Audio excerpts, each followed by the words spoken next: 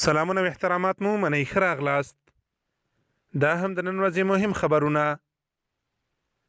د کندوز د اشتیارچي ولسوالۍ بازار طالبانو نیولی.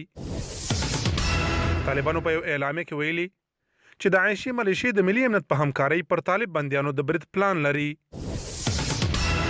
انټیوار نشریه وایي ټول امریکایان افغانستان کې د خپلو سرتیرو د ښکیلتیا مخالف دي. طالبانو ویلي چې اکتوبر میاشت کې ورسره د کابل ادارې 1433 منصوبین یو ځای شوي. څېړونکي وایي په افغانستان کې د استرالیایي عسکرو جنگي جنایتونه پلان شوی کار و. د عراق پارلمان وایي بهرنیانو مو ازادي سلب کړي، باید ژر تر ژره ووځي. اسرائیلو د سعودي عربستان د هغې فتوا هرکلی کړی چې اخوانیان له اسلام وتلي او ترهګر بللي. د پاکستان خیبر پښتونخوا نوښار کې ترافیکي پیښه کې نږدې 20 کسانو ته مرګ ژوبله اوښتې. ارمنستان منلې چې سلګونه پوځیان لا هم نادرکه دي.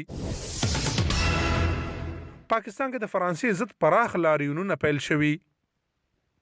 د خبرونو پای.